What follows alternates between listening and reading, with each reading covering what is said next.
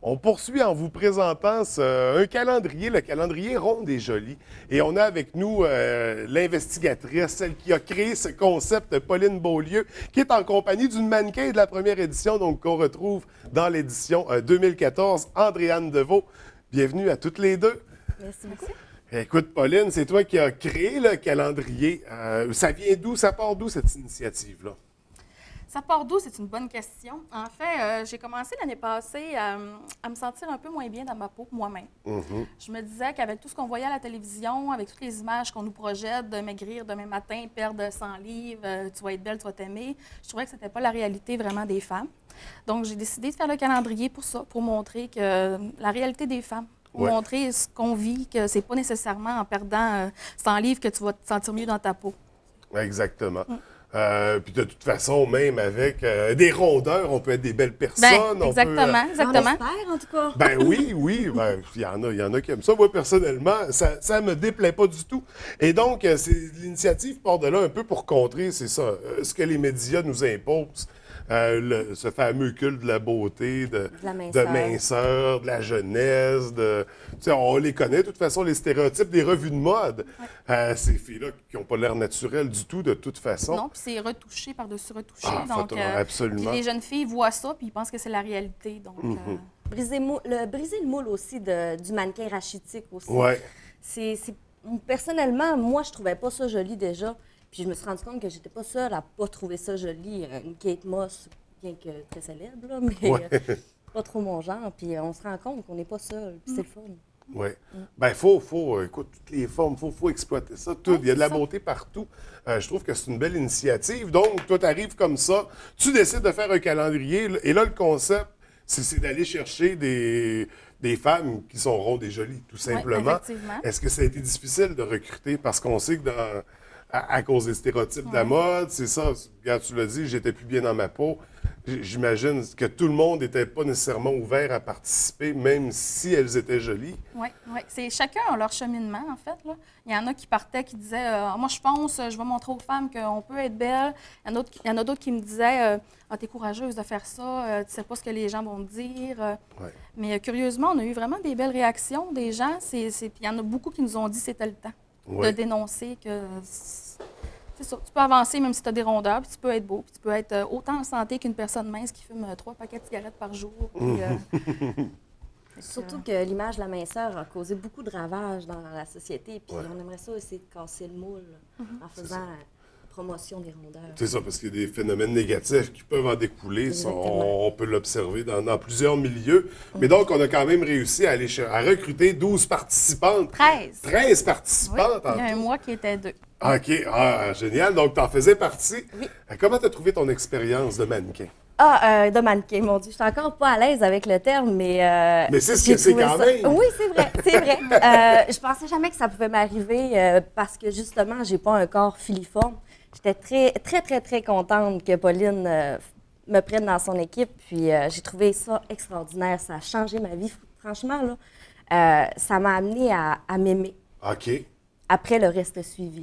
J'ai été capable de m'assumer. Ça m'a pris du courage, par exemple. J'avais peur aussi au début, mais j'avais le goût de le On a faire. peur du jugement qui va suivre, Oui. de la réaction. Mais pas juste ça, tu sais, oui, on voit le calendrier, on voit les photos. Souvent, les gens disent c'est superficiel, comment tu peux t'aimer en voyant le calendrier?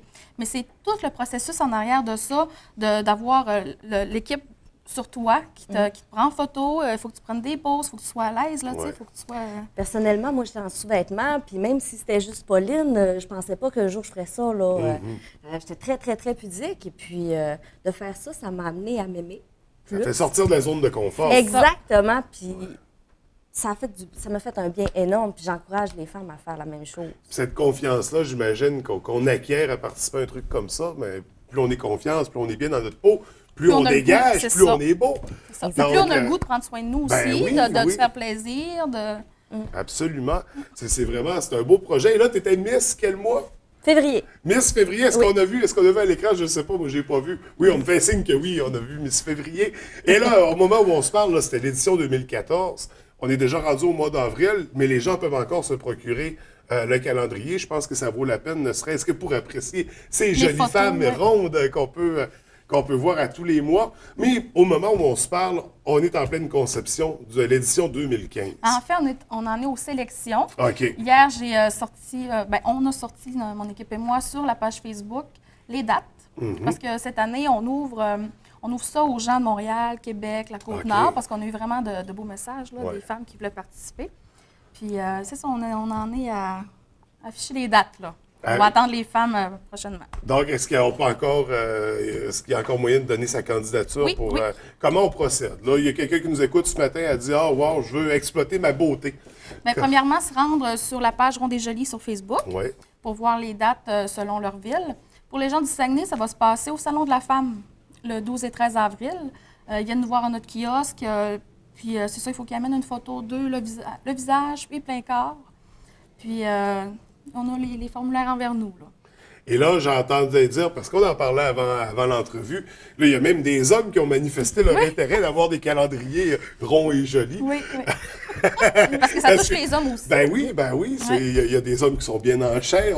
On n'en pointera pas du doigt, mais ça existe. Donc, est-ce que c'est quelque chose, un volet qui pourrait voir le jour éventuellement? Oui, bien là, pour le moment, c'est sûr qu'on se concentre sur les femmes. Il y a beaucoup à développer pour ça. Mais je ne ferme pas l'idée à faire un calendrier rond et mignon, qu'on dit. Rond et mignon! On aime ça. Et là, vous participez au Salon de la Femme prochainement. Oui.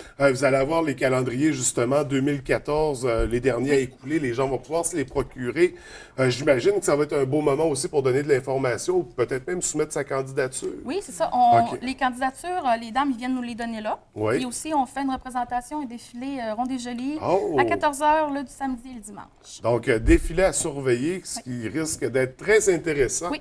Et est-ce qu'il va y avoir prise de photos qu'on pourra apprécier sur Facebook par la suite? Oui, c'est sûr. Puis même, on va faire une vidéo un peu là, pour montrer de quoi ça a l'air. OK.